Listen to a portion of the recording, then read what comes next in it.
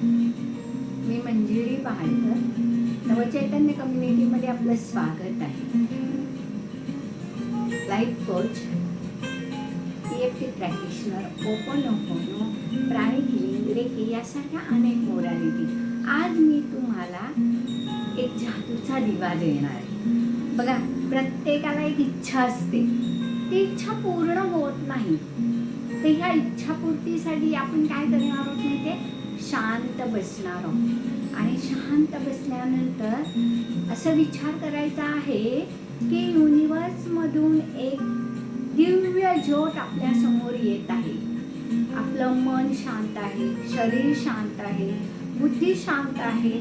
फक्त आणि फक्त आपण आपल्या इच्छेकडेच फोकस करत आहोत. आणि हा फोकसच महत्त्वाचा आहे. जर तुमचा फोकस क्लिअर असेल तर तुमची इच्छापूर्ती ब्रह्मांड नक्की 101% करतं. यासाठी तुमची इच्छा प्रबळ आणि योग्य आणि चांगली असली पाहिजे. तर ब्रह्मांड ती पूर्ण करण्यास समर्थ आहे. तर काय करायचं आहे? आता ती दिव्य ज्योत तुमच्या समोर आहे, तुम्ही शांत झालेले आहात.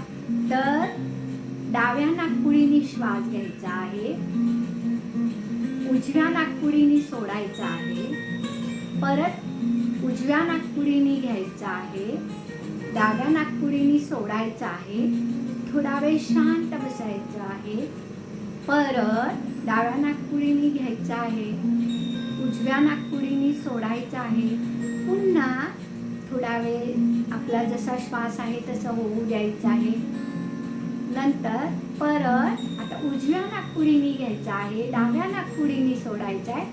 आणि आता डाव्या नाकपुडीने घेऊन उजव्या नाकपुडीने सोडायचा आहे.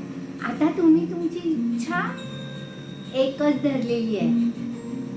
एका वेळेला एकच इच्छा धरायची आहे आणि ती तुम्ही मनाने लिहायची आहे. तुमच्या पुढे एक कागद आहे आणि तो कागद तुम्ही त्या ज्योतीमध्ये विलीन करत आहात.